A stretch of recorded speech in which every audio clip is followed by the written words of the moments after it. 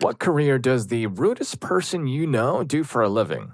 We had a landlord who'd snap at everyone like we were inconveniencing him by paying rent on time. Fun guy. Honestly, though, I've met rude folks across all jobs. It seems less about the career and more about how squeezed they are. People in constant firefighting roles, property managers, customer support, restaurant rush hours, get short tempered if their days are just nonstop complaints. The ones who stayed decent usually had a manager who backed them up and clear boundaries with customers, so I try to judge the situation more than the title. If someone's consistently nasty even when things are calm, that's on them, not the job. I guess the difference between a stressed employee and the consistently nasty one is that the nasty one views being miserable as an important part of their brand identity. Story 2. They used to travel the United States pushing white Christian nationalism across college campuses. They use religion as a vehicle to target minorities, all with a smile on their face. They'd only debate first or second year students under the age of 25 and would use their religious beliefs as truth over fact. This person used to make $14 million a year on their own and was funded by 4 families to go on a bullying campaign. He took advantage of growing kids who weren't taught history and pushed ideals that were misogynistic, racist, and hateful. This person masked their rudeness, but was rude nonetheless. Story 3. The most out-of-touch people at my school are the vice principals. Most of the teachers aren't even that bad. They are not the best, but they're trying. And the principal is stupid and out of touch, but overall okay. The rudest and most out-of-touch people are the vice principals at my school. We have one for grade 6, one for middle school, and one for high school, and they are all the most condescending, rude, out-of-touch, and unempathetic people ever. I'm not even saying this with a bias. I've never gotten in trouble with them or anything. I stay completely out of the radar, but they do not know how to deal with teens, and they talk to us like we're prisoners or subhumans. I hate them so much. Story 4. He's unemployed and proud of being on welfare, maybe 15 years now. He's told me many times that he could work, and he regularly has to work for the dole and completes his obligations there with no issues, but he tells me he would rather just sit at home and play video games. He spends his days trawling Reddit and Facebook looking for people to troll. He then screenshots the interactions where people take the bait and laughs about them. He is a bit of an edge lord and says whatever he thinks the most offensive thing he can think of is. I'm sure he has a set of morals in there somewhere, but what's funny tends to win over whatever he might actually believe. He's also a sovereign citizen, so lots of anti-cop, you deserve to be ended type material clutters his feed. Last I checked, he had a partner. No idea how, but I know he's cheated on her a bunch of times, so there's that too. Story 5. This particular suburban single mom, you don't know the struggle. She complains of no child support, but she divorced in 2024 with a huge alimony agreement, $6,000 a month in Florida. She complains of no money, but has a shopping spree every weekend. She claims her kids are her quote-unquote everything, all caps, but they're always with dad, even on the dates not scheduled for him. The kids are always an excuse not to do something. The kids are used as pawns to leech money from rich parents. She wants to be a nurse but can't go to school because filing all the paperwork is too difficult and confusing. The kids are in their teens, dad keeps the peace and is doing right by the kids. The kids are in the beginning stages of filing papers to live with dad. Story 6. She doesn't. She lives off of her son's payout he got from being injured on a carnival ride over a decade ago. He's supposed to start college soon and thinks his tuition money is in a trust that she was supposed to set up. Little does he know that there's less than $3,000 left. She's a scammer who tries to sue anyone and everyone. She's the kind of person who will immediately file a lawsuit if she thinks she's been wronged in any way whatsoever. She's the most horrible person I've ever known. She's an oxygen thief who shouldn't even be breathing. Story 7. A specialized educator. She's the most evil person I've ever met in my life. She cheated on her husband for 20 years while putting him down and gradually destroying his self-worth. She stole more than $200,000 from him over the years. She mistreated her children and cut off contact with anybody who ever criticized her for being a cruel wife and mother. Now that her ex-husband is trying to get his money back through the justice system, she managed to turn most of their children against their father through more manipulation. The woman is the devil in person.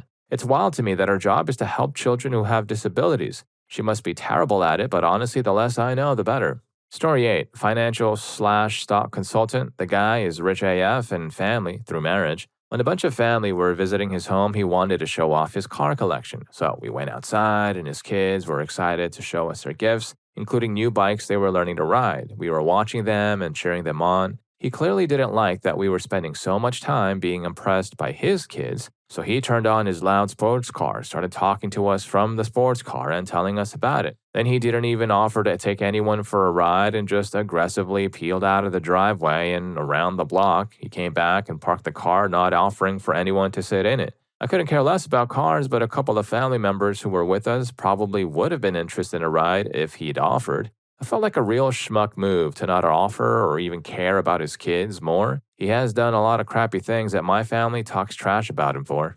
Story 9. Two people who are therapists. We are talking here about one who doesn't let anyone talk or listen to anyone, loves dominating conversations with her extensive monologues, and has laughed at sensitive topics like grief. The other was a literal husband harmer and harmed her husband whenever she felt like it. I know you can have many personalities and put on a sunny one for your profession, but how can you think you are a perfect fit for being a therapist if you mock and don't listen to people in your life or traumatize them with cruelty?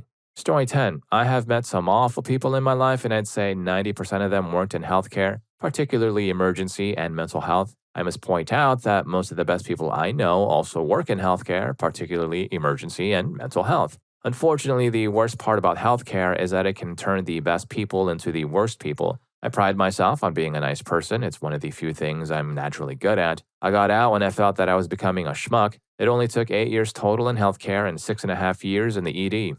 Story 11. This is incredibly niche, but I've never met a psychiatric resident post-grad training for new doctors that wasn't a frickin' schmuck. Maybe it's my hospital because the psychiatrist who oversees that unit is also a schmuck. But good God, it'll be like frickin' 1 p.m. I've got a patient who just shattered a window, and the residents who haven't even been bothered to finish their rounding yet are arguing with me about getting to the floor and transferring this dude because they just sat down with lunch. True story, I had to ask them if the CNO, DON, house supervisor, and 6 security guards should wait for them to finish their salad, or if they wanted to get to the goddamn floor and finish their rounding they should have done hours ago. Anyways, yeah, psych residents. Story 12. One of the most horrible schmucks I've ever had the misfortune of encountering is the CEO of a nonprofit.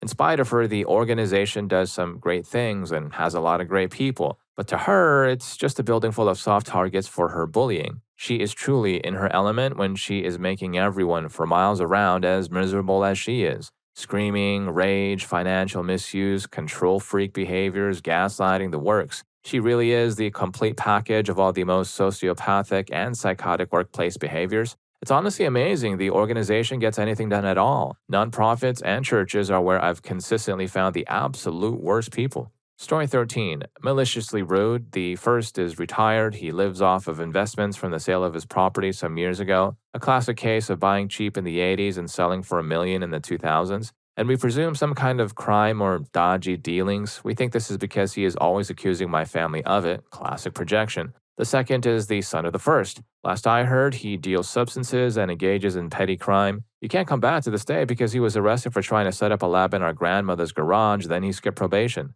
Not malicious, but annoying as heck. The third person is a department manager of a grocery store and not a very good one at that. I won't buy from her department because I know she's lazy with basic standards like expiry dates and cleaning. Story 14. She's a freaking life coach. She's a bitter old woman. I have no idea how she has clients. She used to be my patient, and one time she snapped at me. I replied, "Hey, how about you try that again, but pretend like we're friends?" She also got mad at me when she thought I compared her to my mom. She replied, "Sister, which please, you're old enough to be my mother." And I didn't even compare her to my mom. She just got all huffy because she thought I meant she was old. She is almost 80. She is old, but that wasn't it at all what I was talking about.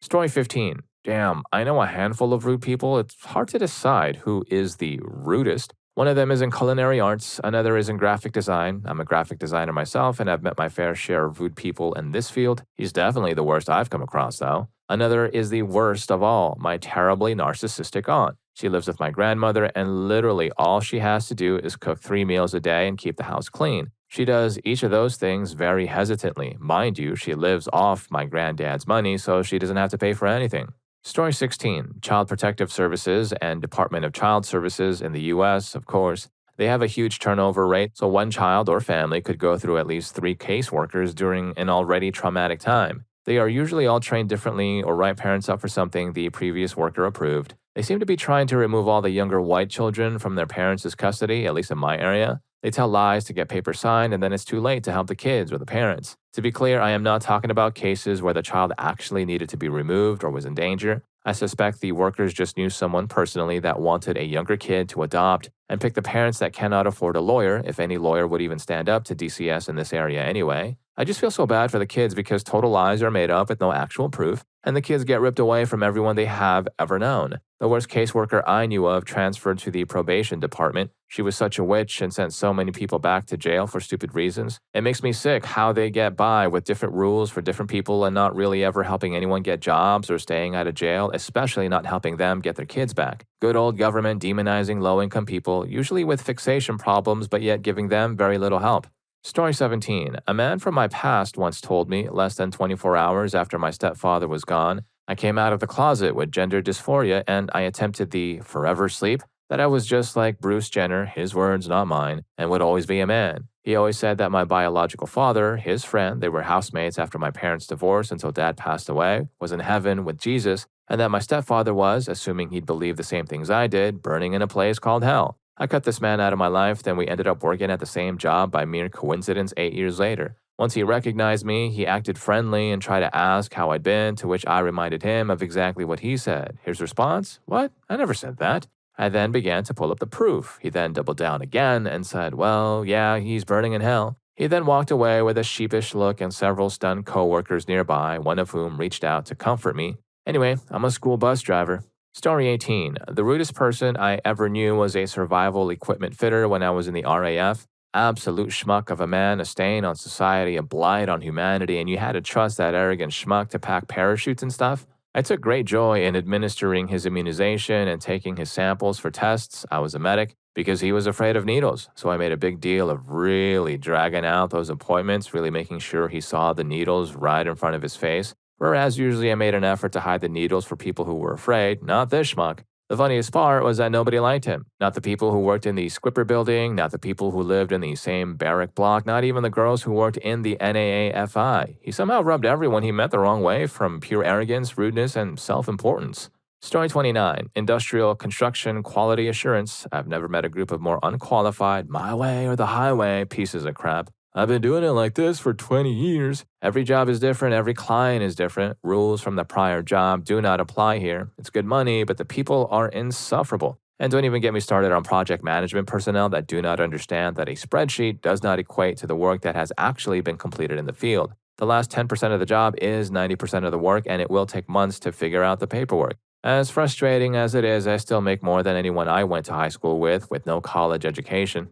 Story 20. I've worked with a number of IT guys who have been incredibly helpful or at the least professional, but the rudest guy I know works at a previous company I worked for. He's just so condescending, short with people, and seems to enjoy being unhelpful. The rest of the team is fine. He just has a massive chip on his shoulder. You go to him with a genuine issue, follow the process, and do everything you should have done, yet you still get spoken down to and have to jump through hoops to get his help. I've had people try to justify his behavior, but nothing is an excuse to talk to people the way he does.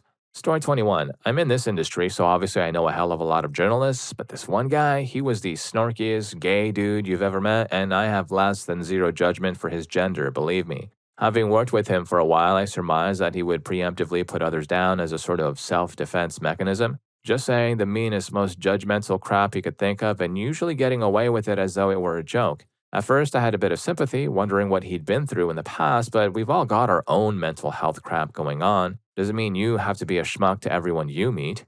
Story 22. He did work with us, then he was fired on the spot for flipping out and telling a guest at a wedding the company I work for catered. When Chadwick, yes, his real first name, saw one of the guests was Catalan, half the party was from Spain, he decided to announce at a carving station to a member of the bride's family that since they were paying, he wouldn't call ICE. He was fired on the spot. The pastry chef who witnessed it wanted to end him, as she herself was Catalan and knew the family. The best part is, now we do not have to work with an ignorant MAGA crap bag of a human being.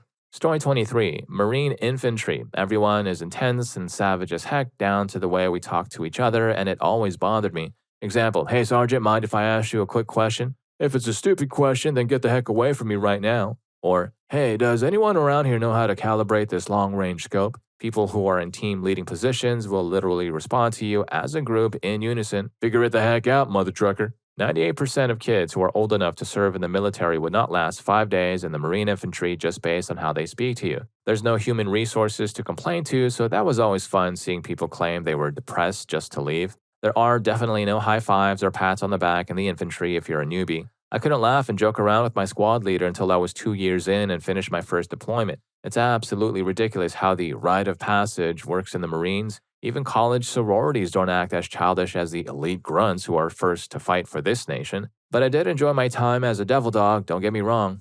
Story 24. A lawyer who represents merchant cash advance lenders. Yes, I said it. They're lenders. Come at me. Anyway, most MCA plaintiff attorneys are awful people. It's like the rules of civility and decorum just don't matter to these people. It's like they didn't grow up in the same United States as the rest of us, learning the same basic social norms that we all picked up in elementary school. But one of them is head and shoulders worse than the others. He seems to go out of his way to be as obnoxious, schmuck, unreasonable, and childish as he possibly can be. We all hate dealing with him. Hell, we all hate him personally. He launches into personal insults every time we speak. Even his legal papers are full of juvenile insults and invective. He's angered some of the nicest, most patient judges in the world. I have one colleague who thinks he's suffered some brain injury that causes him to have a form of antisocial personality disorder. Another one won't have any conversations with him that aren't recorded in some way. Me, I just avoid him as much as possible.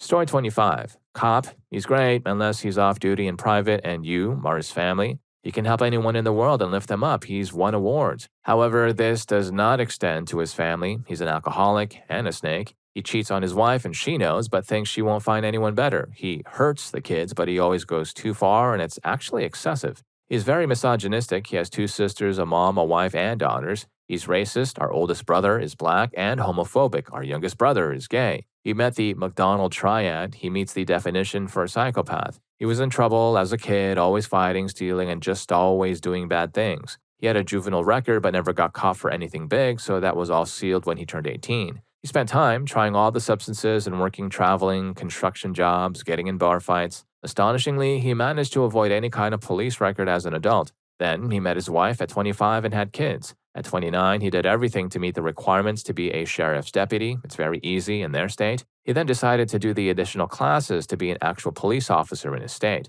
Plus, he's a certified Cherokee Indian and has helped U.S. Marshals retrieve violent offenders on the reservation. He is cross-deputized. He is in the right career for a psychopath. It lets him deal with very difficult situations and be able to let it roll off of his back. He's great at compartmentalizing his job and personal life. All the bad things I've told you about him, he's always done long before he was a cop. The job didn't change him, it just gave him a chance to put his powers in action legally with a lot of damn immunity. He is condescending in private, volatile, entitled, hateful, mean, rude, holier-than-thou, self-important, rude schmuck. If he's on duty and has pulled you over, you're meeting this guy. He does some shady but legal crap to make you scared while he's interacting with you if you're a perp. He uses excessive force and screams like a sailor. He switched counties and cities because of the excessive force, but they just let him go on to be someone else's problem. He has never done anything to actually be fired or suspended. They need law enforcement so badly in his area, it's just move him along to someone else so he's not our problem when he does a big screw-up the public gets a hold of. My husband has done a few ride-alongs with him. He was amazed seeing all the good stuff he does while on duty, but Lord help you if he has a chance to get a bad guy. He literally does very heroic things. He puts his life in danger every day for others until he's off duty and you're related to him. He's my middle brother. He's 36 next month. Yikes. And if any of these stories are getting to you like that last one did to me, don't forget to hit that subscribe and like button for more videos just like this. Story 26. Telephone systems engineer. Guess he must have been really good at his job because he was probably the crappiest person I ever met. This man had no social graces at all. He was a nasty, crusty 50-something bachelor, shocker, who was angry at the whole world. My personal favorite moment with Paul was when my boss sent me to get a report from Paul's office. I knocked quietly on the door. Paul looked up at me and said verbatim, "What the heck do you want? I'm working." "Yeah, good morning to you too, Paul." That was the tip of the dysfunctional iceberg at that office. I didn't even last a year there. I got another job and literally skipped out of there on my last day. Story 27. Some company men at drill sites can be very arrogant, rude, aggressive, have an above-it-all attitude, and be irritable and inconsiderate. Many have a selective memory, especially when you raise an issue or make a suggestion that turned out to be something that would have prevented inefficiency or operational problems.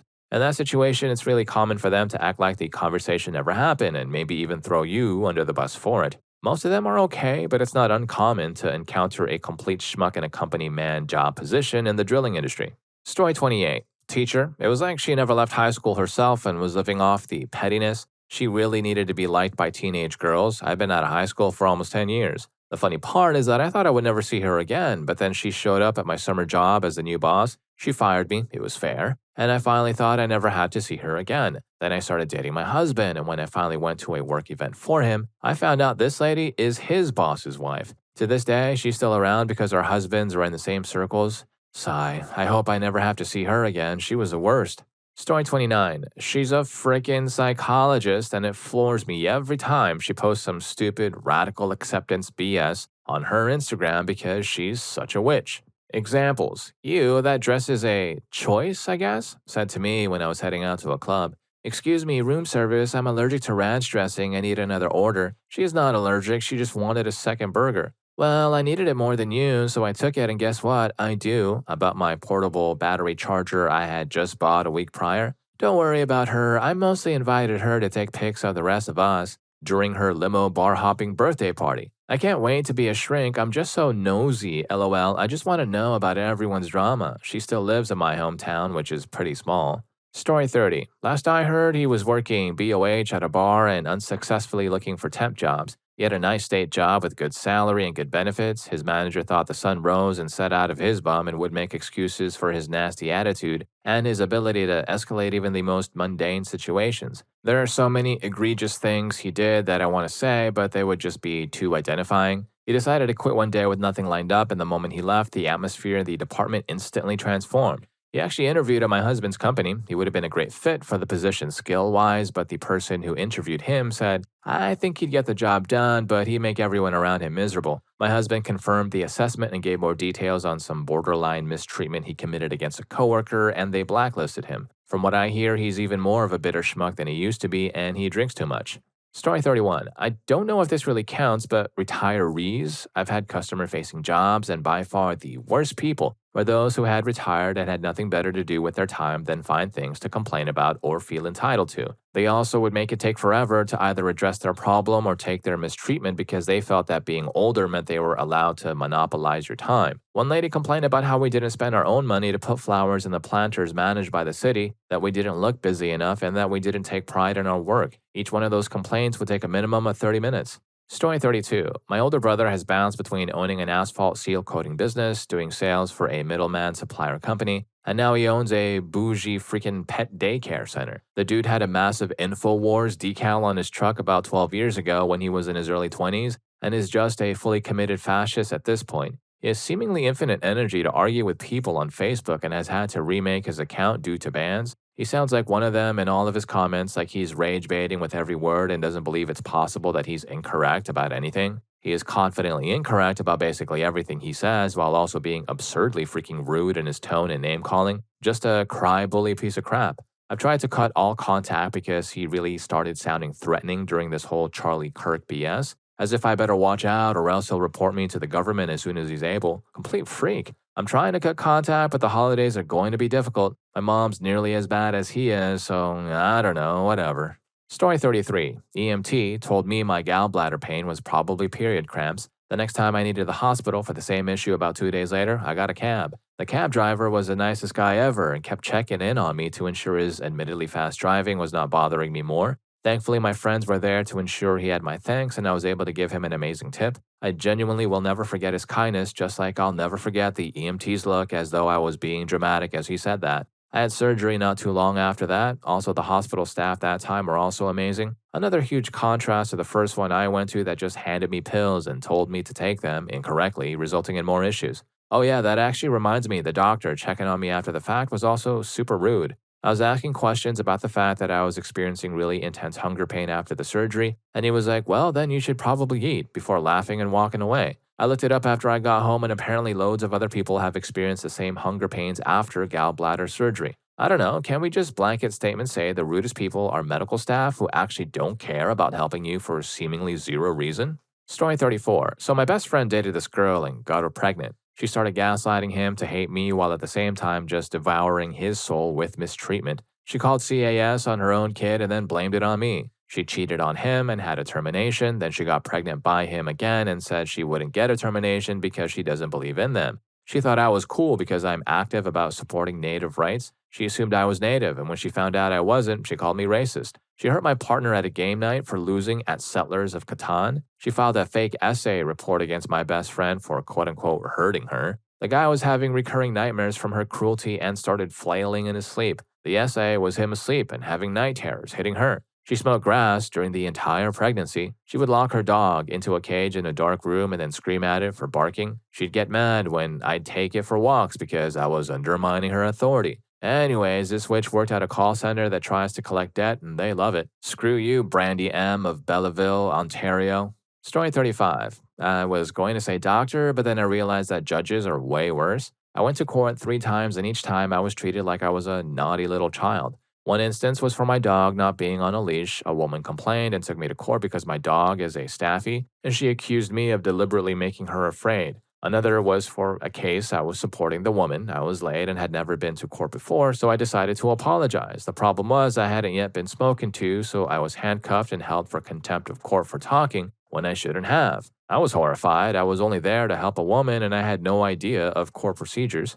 Story 36. Postal worker. They make it out like they have the hardest, worst job ever and that they're so badly paid. Most postal workers are so lazy when doing their job. They're constantly throwing things or leaving the package on the stairs open to the rain when the covered doormat is literally 2 steps away. I am blind and didn't know a package was on the concrete stairs. I tripped on it and almost broke my back. Does the postal worker care? No, lazy piece of crap. And they strike wanting more pay? For what? You already are overpaid for what you do, or more accurately, for what you don't do. They are horrible at the one job they have to do, delivering to wrong houses, throwing things because walking 5 steps is just too much, placing things where it rains and where it is a tripping hazard, purposely not even trying to deliver a package and just leaving a slip so me, the handicapped one, has to struggle to get to the post office to do their job for them. And when I complain, the mail carrier lies and says they knocked. I was home, you lazy louse, and more. And do they care? No, some of the laziest and most selfish people ever.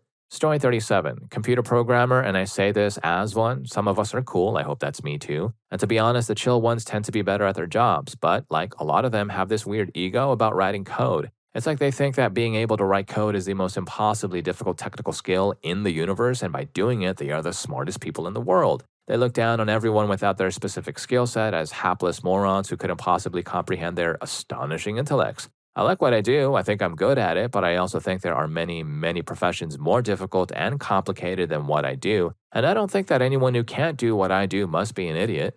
Story 38. Cold collar. You really have to not give a crap about absolutely anything to handle that job. Unfortunately, this means people with zero self-awareness or tact often thrive there. I was unemployed and needed money badly, so I applied to a position and got in. I lasted 1 shift. The sheer amount of nonstop automated calling plus verbal cruelty was too hard for me. On my first day, the rest of the cold call team were loudly and plainly discussing gross topics. Not every cold caller is this way, of course. Some people are probably just really great at compartmentalizing work and life, but every single one in that office was nasty. Story 39. Prison guards, corrections officers. I worked in retail with a food court and conference rooms where there was CEO training. I looked pretty grungy as it was the early 90s with cheap, scuffed out black boots. Some of them came into the store and were giving me the business about how I'd served time because my boots looked institutional. I hadn't and wasn't in prison at the time, but they were still trying to bully me. Years later, I was at the state fair with a friend who happened to be a defense attorney. Some tactical officer was walking around like he was patrolling a war zone instead of the Bud Light stage. My friend was like, "Why is that prison guard all swatted out?" Story 40. Musicians, not hobbyists or volunteers in a choir or something, but actual proper paid classic musicians. The kind who turn their nose up at applause because it's not etiquette at a concert, or the kind who can't connect with someone new starting out and look down on them for trying to learn. They scoff at musicians with subpar or more financially friendly instruments and refuse to teach them. They are the kind who scoff at mistakes and put others down for imperfect performance or technical skills while simultaneously Googling, "How can I improve better?" and also picking flaws in themselves every 2 seconds. The ones who don't even consider any other genre to be music. Story 41. Police officers. I grew up around them, have kept some as friends. They were all at my birthday parties and celebrations for decades. Intoxicated driving, self-entitled, pompous, reckless schmucks, every single last one of them. It's a self-interested brotherhood for military dropouts and toy lawyers who can't pass a bar exam. There are 2 kinds of cops, the one guy who just wants to save lives because he experienced some trauma in his youth, and all the other traumatic psychopaths who want to get their gun engraved. And that's it. That's the best you can hope for. Traumatized kids who can never grow up playing a game of cops and robbers, a game where one side is always a bad guy no matter what. That's the rules of the game. Slowly but surely, body cams are teaching officers that it's not a freaking game. Story 42. Psychiatrists. I'm a school psychologist, and every so often I have to refer a kid to a psychiatrist or see a kid who also has a psychiatrist. They never take our assessments seriously, are bad at replying to calls, and apparently think it's unnecessary to tell their clients about the side effects or potential risks of their medication, let alone what they prescribed it for. I've had two who were taking antipsychotic medication and never got a diagnosis. I've also had students who got hospitalized and the psychiatrist would come in, sit on their bed, and go, "Well, I don't know what to do with you." This happened more than once or twice. I also know one who calls every parent a narcissist. One of my favorite anecdotes is from a student that I was pretty sure suffered from BPD, but the psychiatrist insisted it was schizoid PD. The client came back a month later and told me that same psychiatrist had now diagnosed them with BPD. I could go on. It's such an important job, yet there are way too many power-hungry sociopaths working these jobs. There are some great ones too, but those are, of course, permanently booked out. Story 43. Without a doubt, media. I worked in film, television, and advertising for 10 years with a 4-year degree in the same field before that. Absolute scum of the earth. It didn't matter if I was working for CNN, a creative firm, a PR firm, ESPN, or a television recreation/fiction production company. The absolute worst people I've ever met. The irony is that I went into media in part to avoid a career in sales because I'd heard such terrible things about the trade and the people. After finally quitting media, I shifted to sales. I've never had an issue with a single person I've worked with since. Most people in media are shallow, conceited, and stupid, racist, sexist, narrow-minded, the list goes on. Just the absolute freaking worst human beings I've ever met inside or outside of the workplace. Ever seen Don't Look Up? They're literally all like that, from the idiots getting coffee to the schmucks making the big calls.